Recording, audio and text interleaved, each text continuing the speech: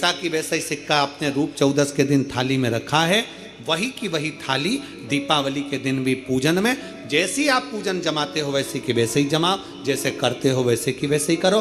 पर साथ में वो पूजन की थाली एक पाटे पर लाल वस्त्र बिछाकर चौक पूर कर बड़े प्रेम से अन्न का दाना रखकर वो थाली वापिस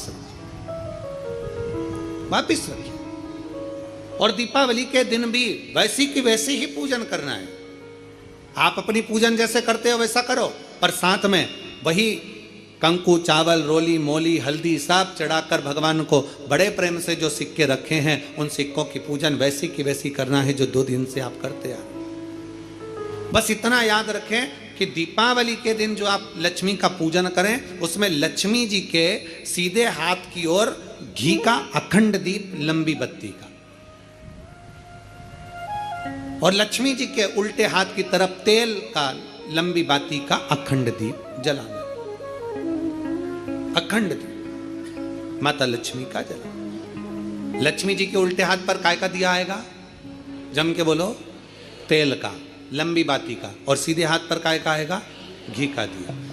दोनों दीप अखंड जलाना है, जो रात्रि को जलें सुबह तक वो जलते रहें, ऐसा दीप पर ध्यान देना है। और माता लक्ष्मी की पूजन कर कर जो सिक्के आपने रखे हैं उस पर 5 या 7 कमलगट्टे, हल्दी की गठान, अमरबेल के टुकड़े। पर इस पूजन में आपको हरी मूंग, खड़ी जो मूंग आती है हरी, उसको भी थोड़ा सा समर्पित करना है, और खड़ा धना और गुड़ की थोड़ी सी डली ये भी समर्पित करना। जो कमल का पुष्प हो, जो पुष्प आपके पास में हो लाल कलर का, वो माता लक्ष्मी को समर्पित करना है। चावल सफेद नहीं, पीले कलर कर भगवान माता लक्ष्मी को समर्पित करना।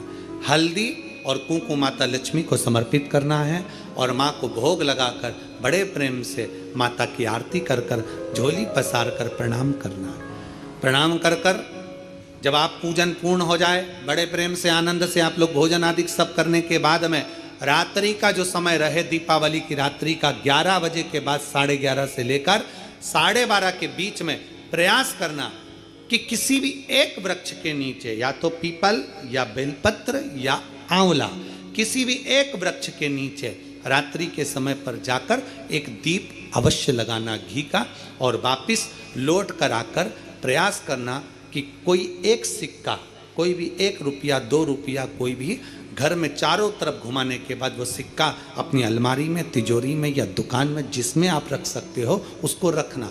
फिर अगले वर्ष आपसे बात करेंगे कि वो तिजोरी खाली तो नहीं हुई, बाबा ने भंडार भर कर रखा कि नहीं, उसने भरा कि ना भरा।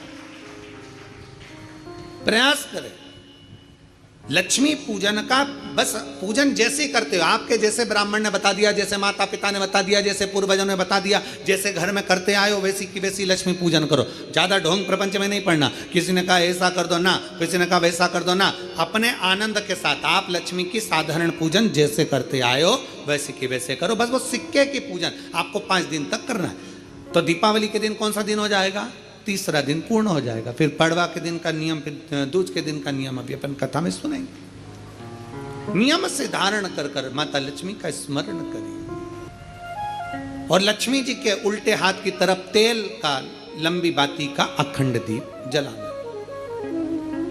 अखंड दीप माता लक्ष्मी का जलाना। लक्ष्मी जी के उल्टे हाथ पर काय का दिया आएगा?